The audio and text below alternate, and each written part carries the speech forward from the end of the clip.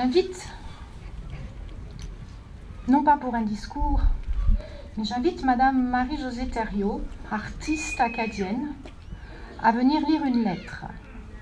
Madame Thériault est une artiste acadienne et c'est elle qui a souhaité participer cette année à la semaine acadienne. La lettre qu'elle va nous lire, c'est celle de son père, Paul, destinée à son frère, Aurel, qui était soldat du régiment du North Shore et qui est tombé le 10 août 1944 et qui est inhumé au cimetière de Bretteville-sur-Lez. 4 des oncles de Madame Thériault ont porté l'uniforme pendant la Seconde Guerre mondiale.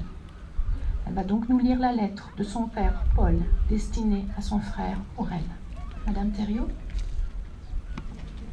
Mon cher Aurel,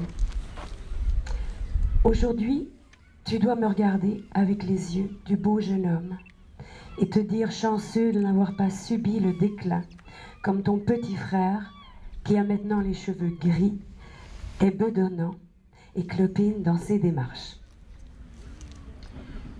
Je te vois enveloppé de la terre française que nous trouvons toujours précieuse, malgré les siècles que nos ancêtres l'ont quittée.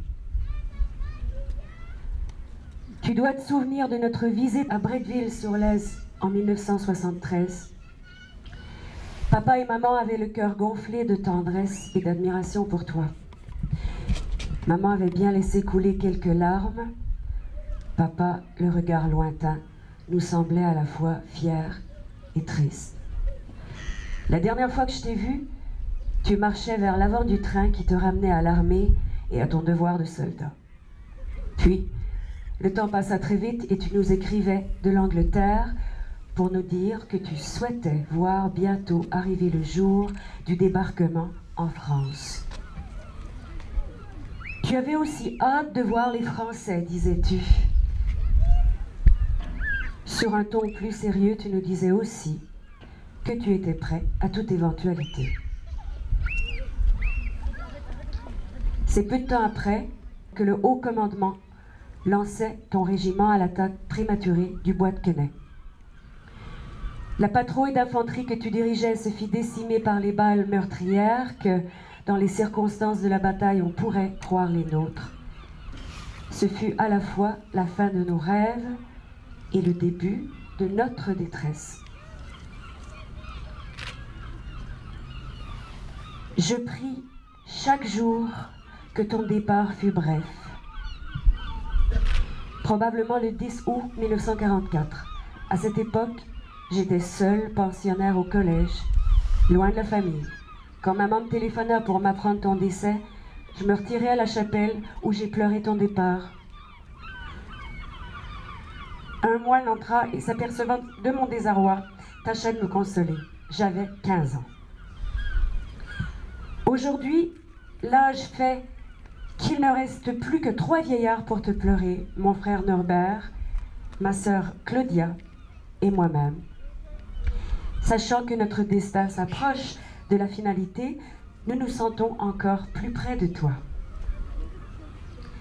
Instituteur de profession, Aurel, tu as été pour l'Acadie, le Canada, d'une grande utilité. Pour notre patrie, tu as été, avec nos frères Lionel, Laurent, Donna, prêt à répondre à l'appel. Repose-toi bien sous la terre de nos ancêtres que nous vénérons toujours.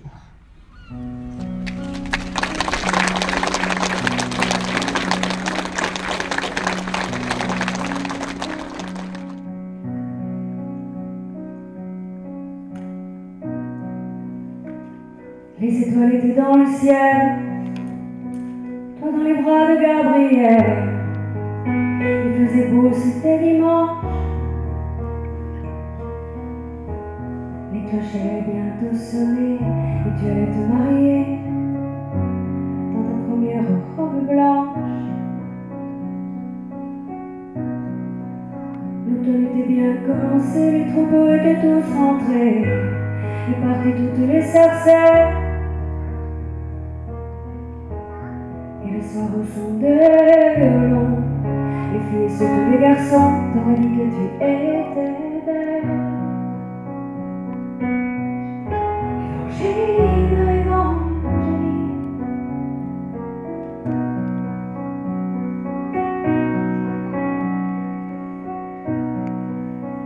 Les Anglais sont arrivés dans l'église, ils ont enfermé tous les hommes de ton village. Les femmes ont vu passer avec les enfants qui pleuraient toute la nuit sur le rivage. Les enfants Marie et Gabriel sur un grand voilier, sans un adieu, sans un sourire.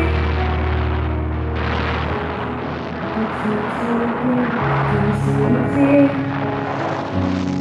mais tu n'avais plus rien à dire. Évangéline, Évangéline.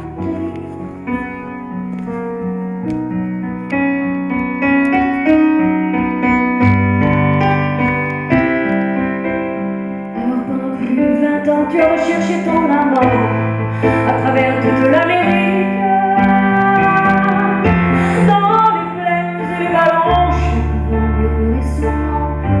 Comme la plus jolie musique. Et mais si ton cœur était mort, ton amour grandissait plus fort dans les souvenirs et l'absence. J'étais dansé, chaque jour elle fleurissait dans le grand jardin du silence. Évangéline, Évangéline.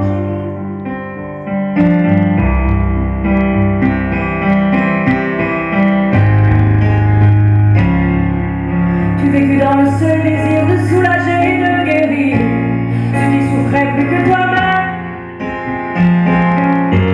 Tu as appris qu'au bout des chagrins, on trouve toujours un chemin qui mène à celui qui nous aime.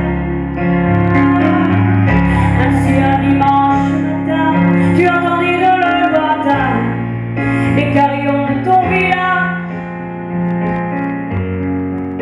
Et soudain tu compris que les étoiles étaient finies, ainsi que le très long voyage. Évangéline, Évangéline.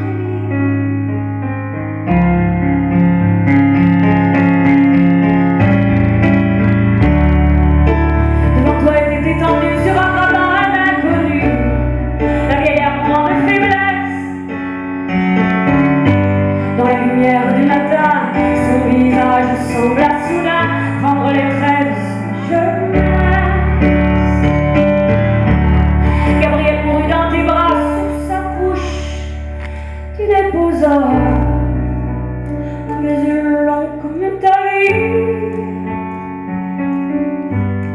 De t'avoir beaucoup aimé, de t'avoir encore retrouvé la force de vie.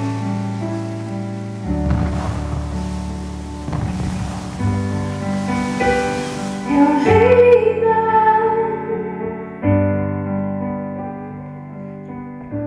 Évangéline.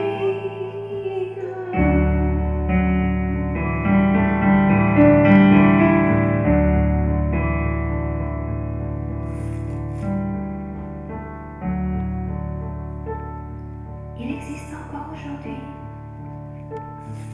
des gens qui vivent dans ton pays et qui de ton nom se souviennent,